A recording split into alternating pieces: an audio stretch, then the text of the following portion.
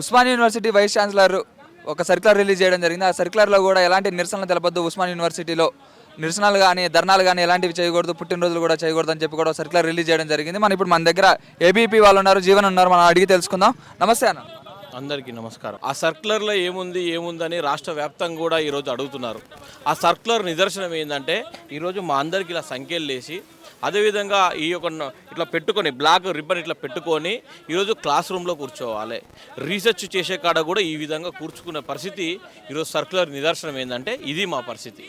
ఈరోజు వందే మాతరం ఉద్యమం నుండి నేటి తెలంగాణ మలిదశ తొలిదశ ఉద్యమంతో పాటు ఈరోజు రైతన్నకు గిట్టుబాటు ధర రావాలన్నా, కార్మికులకు ఏమైనా మాట్లాడాలన్నా తెలంగాణ రాష్ట్రంలో ఈరోజు సంక్షేమ హాస్టల్లో అయితే దాదాపు ఈ 15 నెలల్లో ప్రభుత్వం వచ్చినాక 15 నెలల్లో 86 మంది విద్యార్థులు చనిపోతే కూడా పట్టించుకున్న పరిస్థితిలో ఈరోజు ప్రభుత్వం లేదు.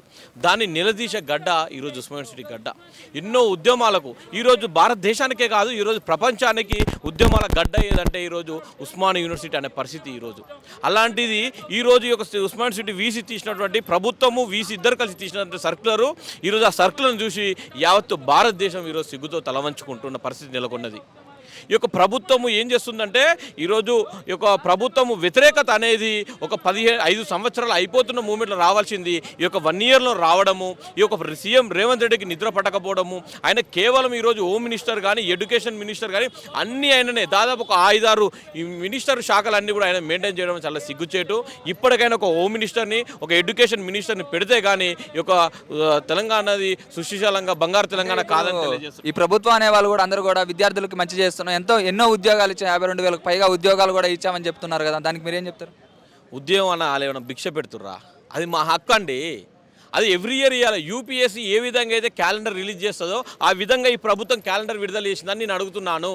ఇప్పుడు ప్రైవేట్ ఉద్యోగాలు ఈరోజు Dell company, software company, MNC కంపెనీలు దాదాపు నారాయణ సీత కార్పొరేట్లు అన్నీ కూడా రిక్రూట్మెంట్ చేస్తే వీళ్ళు చేసినట్టు అవుతుందని మేము అడుగుతున్నాము. ఈరోజు ఎక్కడికక్కడ పాత గవర్నమెంట్ ఇచ్చిన నోటిఫికేషన్లు, గవర్నమెంట్కు ఎలక్షన్లో పోతున్న క్రమంలో ఇచ్చిన నోటిఫికేషన్లు ఫిలప్ చేసి మేమిచ్చాం అనడం అనేది చాలా సిగ్గుచేటు. అనడానికి కూడా మీకు నోట్లకెళ్ళి మాటలు వస్తున్నాయో మాకు అర్థం కావట్లేదు అని చెప్పి సీఎం రేవంత్ రెడ్డి గారిని అడుగుతున్నాము. తెలంగాణ ఉద్యమం తర్వాత దాదాపు గ్రూప్ 1 రిజల్ట్ కానీ దాని తర్వాత సివిల్స్ రిజల్ట్ వచ్చినప్పుడు ఎంతోమంది విద్యార్థులు అయింది ఇక్కడ. ఈ తెలంగాణ రాష్ట్రంలో ఉన్నటువంటి బ్యూరోకర్సు, భారతదేశంలో ఉన్నటువంటి బ్యూరోకర్సు ఎక్కడి నుండి అయ్యారండి? ఇక్కడ నుండి అయ్యారు. ఉస్మానియా యూనివర్సిటీ అనేది విశ్వవిద్యాలయం కాదండి, కర్మాగారము. ఇక్కడ నుంచి శాస్త్రవేత్తలు అవుతారు, ఇక్కడ నుంచి బ్యూరోకర్స్ అవుతారు, ఇక్కడ నుంచి పెద్ద పెద్ద బిజినెస్ మ్యాన్స్ అవుతారు. ఎంతోమంది సీఎంలు అయ్యారండి, ఎంతోమంది ప్రధానమంత్రులు అయ్యారు. అలాంటి షీటర్లు కూడా అయ్యారని ఒక పేరు కూడా ఉంది కదా. ఇది కర్మాగారం అని చెప్తున్నా కదండి. రౌడీ షీటర్లు అనేది కావద్దా?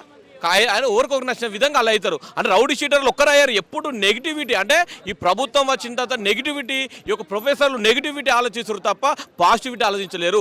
అరే రౌడీ షీటర్లు అయ్యారని ఒకరిద్దరు పేరు చెప్పండి, ఈ ప్రభుత్వము పేర్లు రిలీజ్ చేయండి. ఉస్మానియా యూనివర్సిటీ వీసీ రిలీజ్ చేయమని చెప్పండి. రౌడీ షీటర్లు వీళ్ళు అయ్యారు అని రిలీజ్ చేయండి. మేము అఖిల భారతీయ విద్యార్థి పరిషత్తులు మీరు రిలీజ్ చేస్తాం. ఎంతమంది బ్యూరోకర్స్ అయ్యారు, ఎంతమంది ప్రధానమంత్రులు అయ్యారు, ఎంతమంది సీఎంలు అయ్యారు, ఎంతమంది ఎమ్మెల్యేలు అయ్యారు, ఎంతమంది మినిస్టర్లు అయ్యారో మీరు రిలీజ్ చేస్తాం. ఆ రౌడీ షీటర్ల పేర్లు మాకు తెలియదండి.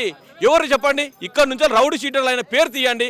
ఇక్కడ నుంచి మంచిగా చదువుకొని నాణ్యమైన విద్య నేర్చుకొని ఎంతో పద్ధతిగా డెవలప్ అయిన వాళ్ళు ఉన్నారు. కానీ ఇట్లా రౌడీ షీటర్లు అని చెప్పడం అనేది ఈ ప్రభుత్వం చాలా సిగ్గుచెట్టు పని. రౌడీ షీటర్లు ఎందుకని అంటారంటే ఈరోజు సీఎం రేవంత్ రెడ్డి చేసే దందానే ఈరోజు రియల్ ఎస్టేట్ బ్రోకర్ కాబట్టి, ఈరోజు నల్లధన ఉత్పత్తి కేంద్రంగా ఈరోజు సీఎం రేవంత్ రెడ్డి తయారైంది కాబట్టి రౌడీ షీటర్లు అని వస్తుంది. ఎందుకంటే ఎవడో ఒక రౌడీ షీటర్ బెదిరిస్తూ ఉంటాడు కాబట్టి, భయపడతా ఉంటాడు కాబట్టి ఆ మాటలు వస్తాయి. కానీ ఉస్మానియా యూనివర్సిటీ అలాంటిది కాదు. ఆయనకు కూడా ధైర్యం వచ్చింది, ఆయన కూడా సీఎం పదవిలో కూర్చున్న సత్తా ధైర్యం ఇచ్చింది ఎవరంటే ఉస్మానియా యూనివర్సిటీ గడ్డ అని తెలియజేస్తున్నాం. ఎందుకంటే 2022లో దొంగ చాటున పోలీసుల కన్ను కప్పుకొని తప్పించుకొని వచ్చి కూడా ఈరోజు ప్రోగ్రామ్ సక్సెస్ చేసుకున్నాడు 2022లో. అప్పుడు నీకు అనిపించలేదా?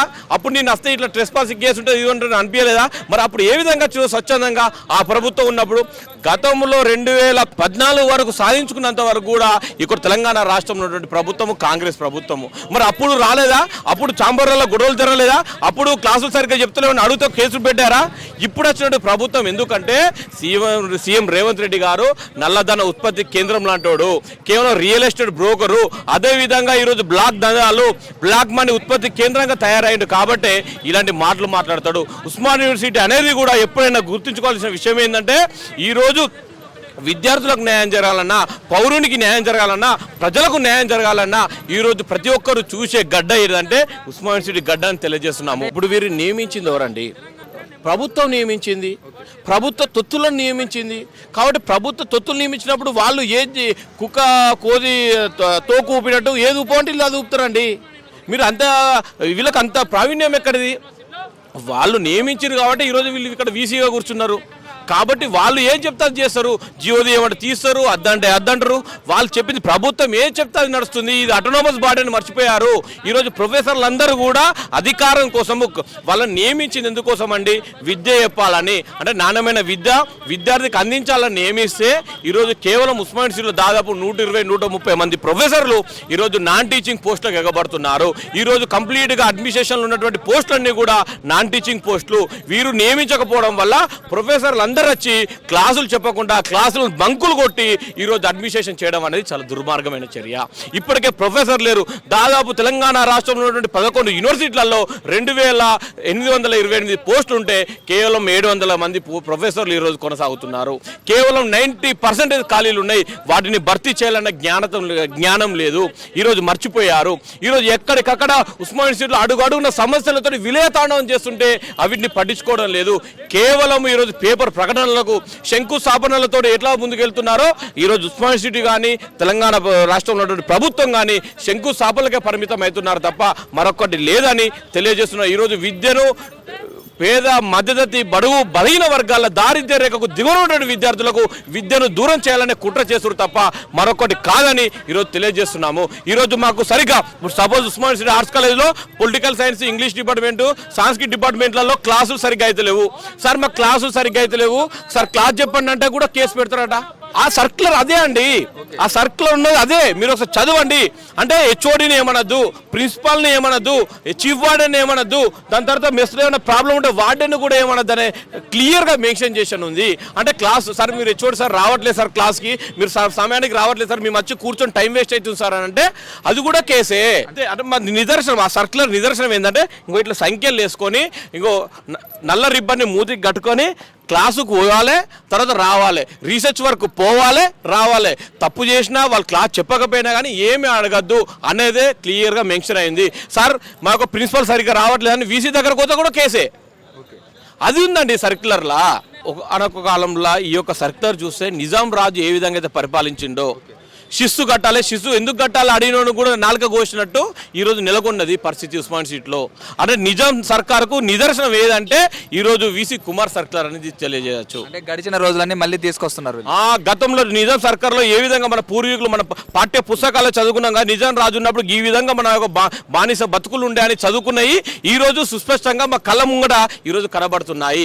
అది కూడా ఒక పాఠ్య పుస్తకం రాయాల్సినటువంటి వ్యక్తి ఈరోజు ఈ సర్క్యులర్ తీయడం అనేది చాలా సిగ్గుచేటని తెలియజేస్తున్నాను. షేర్ చేయండి, లైక్ చేయండి, సబ్స్క్రైబ్ చేయండి. మరిన్ని వీడియోల కోసం బెల్ సింబల్ పై క్లిక్ చేయండి.